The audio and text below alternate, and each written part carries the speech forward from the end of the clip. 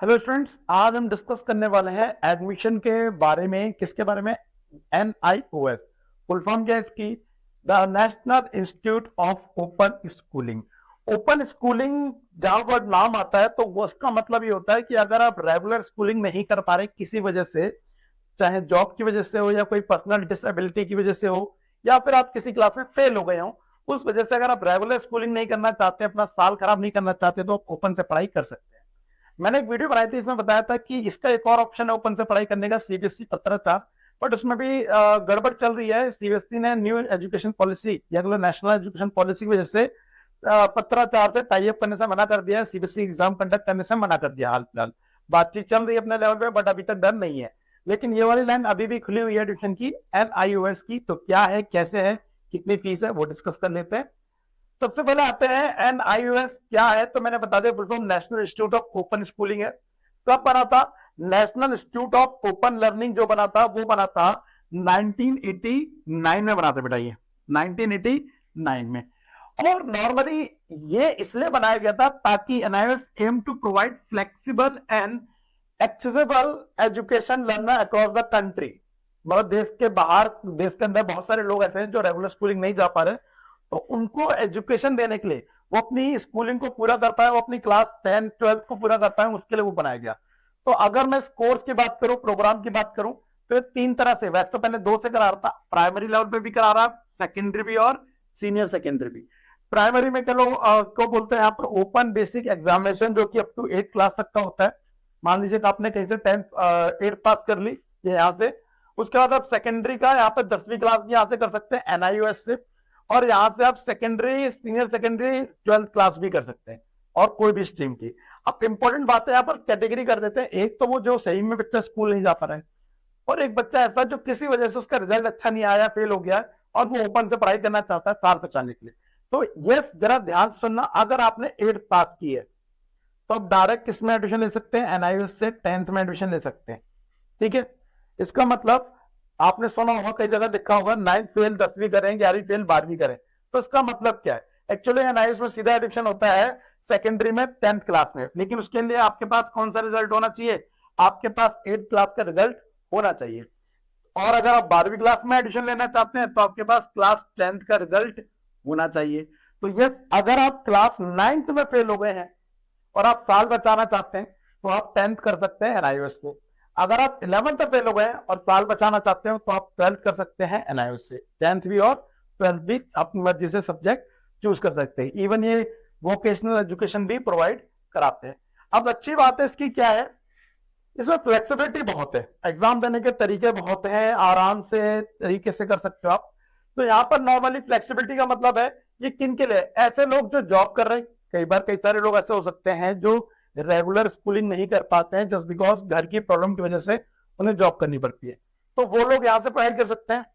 और those with डिसएबिलिटीज, या तो उन्हें कोई प्रॉब्लम है जो स्कूल जाने में, तो या फिर student who drop out the conventional schooling system, जो पुराना सिस्टम चल रहा है फॉर्मल वाला, स्कूल जाने वाला, अगर वहां से ड्रॉप आउट है, किसी से पढ़ाई छूट गई थी, तो अगर वो कंप्लीट करना चाहते हैं यहां से कंप्लीट कर सकते हैं। नाउ स्टडी मटेरियल, ये सारा स्टडी मटेरियल आपको टेक्स्ट बुक भी दी जाती है, ऑफलाइन भी ऑनलाइन भी, जैसे आप मर्जी लेना चाहें यहाँ पर हो जाता है प्रोसेस, वो भी अब अच्छी बात है। एग्जाम की अगर मैं बात करूं तो यहाँ पर साल में 2 बार एग्जाम होते हैं। इसका मतलब आप एडमिशन भी हिसाब से ही ले सकते हैं। एक है अप्रैल मई वाले और एक है अक्टूबर नवंबर वाले। तो एग्जाम्पल के लिए आपने अप्रैल में एडमिशन लिया तो आपके पास अगले मार्च में आपके फाइनल एग्जाम है, या कल अप्रैल में एग्जाम होंगे। अगर आप किसी वजह से एग्जाम रह जाता है, क्लियर नहीं होता, तो इसी अक्टूबर में आपका एग्जाम होगा, नवंबर में 6 महीने बाद आप दोबारा दे सकते हैं। मतलब 12 महीने का तो वेट करना ही करना है, फिर 6 महीने बाद आप क्या कर सकते हैं, अगर पेपर रह गया तो दे सकते हैं। इवन ऐसा बोला जाता है कि इसमें एक ऑन डिमांड एग्जामिनेशन सिस्टम भी होता है, ODES, कि आप ऐसा बता दीजिए कि आप कब रेडी एग्जाम देने के लिए, आप तब एग्जाम दे दीजिए। अगर आपने एक बार रजिस्ट्रेशन करा लिया तो उसमें 5 साल के अंदर आपको वो क्लास वो क्लियर करनी होती है। फॉर एग्जाम्पल 12th में आपने एडमिशन कराया और एडमिशन करने का पहले साल क्लियर नहीं हुआ, तो आपका 5 साल है उस चीज को क्लियर करने के, आपका रजिस्ट्रेशन तब तक वेरीफाई रहेगा। हाँ, जब जब एग्जामिनेशन होगी तो अलग से आपकी एग्जाम फीस जाएगी, बाकी फीस आपको नहीं भरनी पड़ेगी। ठीक है, क्या इसकी मान्यता है इस सर्टिफिकेट की? अगर मैं NIOS से करूं 10th 12th, तो क्या मुझे कॉलेज में एडमिशन मिल जाएगा?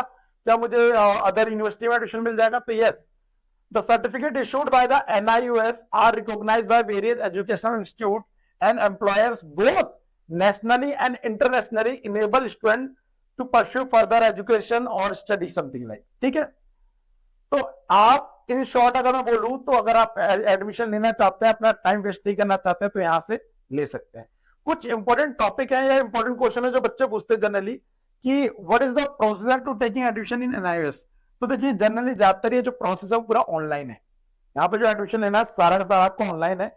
ऑनलाइन के लिए क्या करना है आपको, जो हमारे लर्नर हैं उन्हें क्या करना है, रजिस्टर करना है ऑनलाइन, डायरेक्टली विजिट किस वेबसाइट में जाना है, www.nios.ac.in, और यहाँ पर जाके आप सारी डिटेल अपना रजिस्ट्रेशन कर सकते हैं, अपनी फीस बिल पे करके सारा कुछ कर देंगे, आपको डिटेल आ जाएगी। अदरवाइज आप जो इसका नियर बाय क्या हो सकता है, हमारा सेंटर हो सकता है, स्टडी सेंटर या फैसिलिटेटरी सेंटर, वहां जाकर भी आप ऑनलाइन एडमिशन में प्रॉब्लम जो हो रही है उससे पता कर सकते हैं।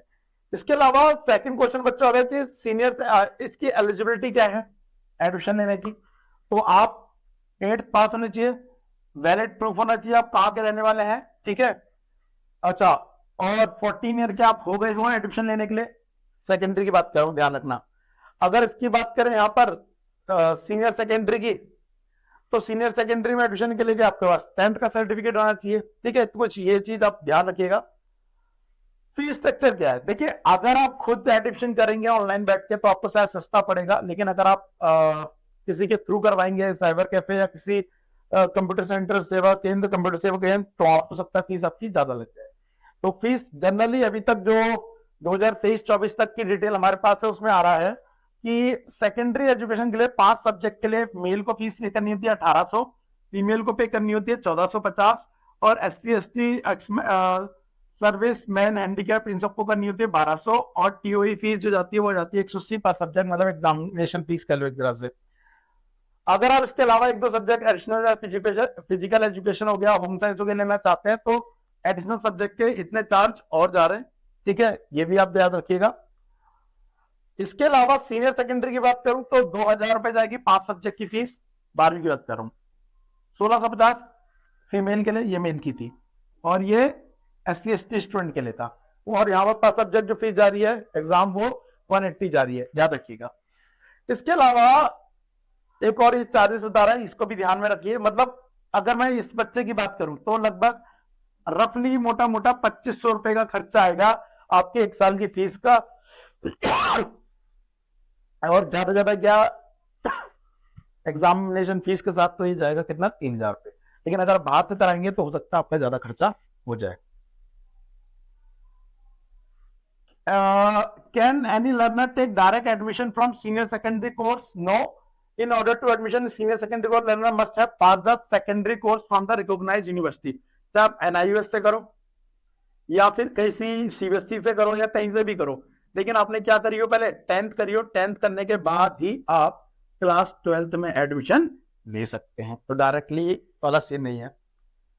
मिनिमम एज क्या होनी चाहिए वो बता रहा है सीनियर सेकेंडरी के लिए, तो कम से कम आपकी एज 15 साल होनी चाहिए अगर आप 12th में एडमिशन करना चाह रहे हैं तो, ठीक है। ऐसे कई सारे यहाँ पर इंफॉर्मेशन दिए कौन कौन से आप सेकेंडरी में सब्जेक्ट ले सकते हैं, सीनियर सेकेंडरी में कौन कौन से सब्जेक्ट ले सकते हैं, यहाँ सारी पूरी लिस्ट दी है।